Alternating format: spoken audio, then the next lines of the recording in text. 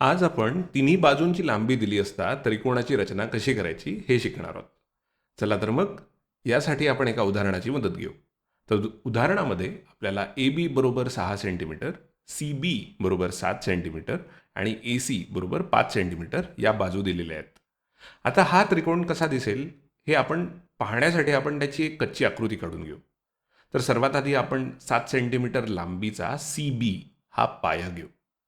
तर आपला पाया सी बी बरोबर 7 सेंटीमीटर आहे. आता आपण उरलेल्या ए बी किंवा ए सी या बाजूंची रचना करू. समजा आधी ए बीची रचना केली तर आपली 6 सेंटीमीटरची ए बी बाजू इथे कुठेतरी असेल आणि या दोन बिंदूंना जोडणारी आपली ए सी ही बाजू 5 सेंटीमीटरची असेल. तर आपला त्रिकोण साधारणपणे असा दिसायला हवा. आणि हा त्रिकोण काढण्यासाठी आपली पद्धत अगदी अशीच राहणार आहे.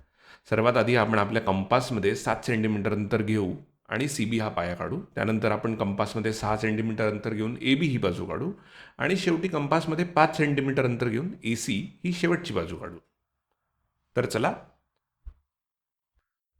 हे प्रत्यक्षात कसं करायचं ते आपण बघून घेऊया. आणि त्याच्यासाठी आपण ही आकृती इथे कुठेतरी ठेवू आणि त्याच्याबरोबर असलेली माहिती आपण इथेच उजवीकडे इथे लिहून घेऊ. म्हणजे आपल्याला ती माहिती सारखी बघता येईल आणि आपल्याला ही कच्च्या आकृतीमुळे रचना कशी करायची ते कळेल. चला तर मग आपली रचना सुरू करूया. सर्वात आधी आपण कंपासचा वापर करून पाया काढूया. आणि आपल्याला माहिती आहे की आपला पाया सी बी बरोबर 7 सेंटीमीटर आहे. तर आता आपण इथे काय करणार आहोत, आपण आपली पेन्सिल आणि पट्टी घेऊ आणि आपण कोणत्याही लांबीची एक सरळ रेषा काढू. आता 7 सेंटीमीटर अंतर मिळवण्यासाठी आपण आपला कंपास घेऊ आणि त्यात 7 सेंटीमीटर अंतर निश्चित करू. आणि आता आपल्याकडे ते अंतर असल्याने आपण काढलेल्या रेषेवर एक कंस असा काढू की हे अंतर 7 सेंटीमीटर असेल. आणि मग आपण फक्त एवढीच लांबी आपला पाया म्हणून घेऊ. आणि हे झालं. तर आपली पहिली बाजू म्हणजे सी बी बरोबर 7 सेंटीमीटरचा पाया तयार झालेला आहे. ठीक आहे. आणि तुम्ही इथे कच्च्या आकृतीत पाहू शकता की ही बाजू काढून झालेली आहे खालची. आता आपण ए बी काढण्याचा प्रयत्न करू. तर त्यासाठी आपण कंपासमध्ये ए बी या एका बाजू इतकं अंतर घेऊ आणि कंपासचं एक टोक त्या शिरोबिंदूवर ठेवून एक कंस काढू. तर इथे ए बीची लांबी 6 सेंटीमीटर आहे. पुन्हा एकदा आपल्याला सर्वात आधी काय करावं लागेल, तर कंपासमध्ये या बाजू इतकं अंतर घ्यावं लागेल. तर आपण आपली पट्टी आणि कंपास घेऊन आपल्या कंपासमध्ये 6 सेंटीमीटर अंतर घेऊ, कारण ए बी तेवढ्याच लांबीची आहे. आणि मग आपण हा कंपास बी या शिरोबिंदूवर ठेवू आणि तुम्ही पाहू शकता की आपण हे 6 सेंटीमीटर अंतर निश्चित करून इथे एक कंस काढलेला आहे. आणि इथेच कुठेतरी आपला शिरोबिंदू ए असणार आहे.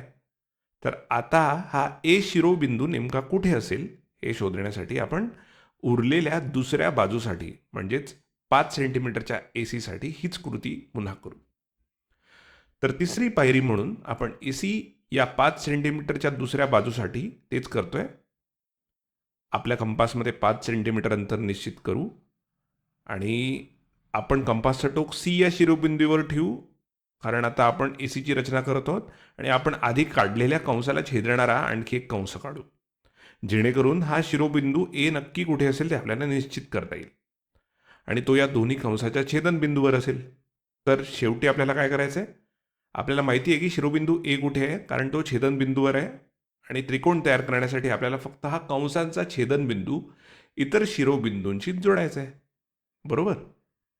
तर जर आपला ए इथे असेल तर आपण हा बिंदू बी आणि ए जोडून ए बी ही बाजू मिळवू शकतो.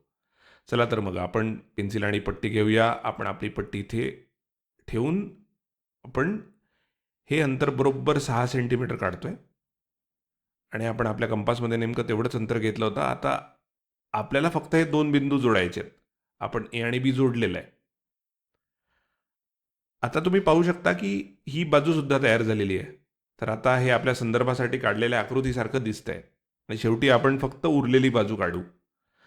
आणि त्यासाठी पुन्हा आपण पेन्सिल आणि पट्टी घेऊ. तुम्ही पाहू शकता की हे बरोबर 5 सेंटीमीटर आहे. त्यामुळे आता उरलेली बाजू मिळवण्यासाठी आपल्याला फक्त हे दोन्ही बिंदू जोडायचे आहेत. तर हे आपण इथे जोडले आणि ही आहे 5 सेंटीमीटर लांबीची ए सी बाजू. आणि आपल्या कच्च्या आकृतीतील शेवटची बाजू सुद्धा तयार झालेली आहे. तर अशा प्रकारे जेव्हा तिन्ही बाजूंची लांबी माहिती असते तेव्हा तुम्ही त्रिकोणाची रचना करू शकता. धन्यवाद.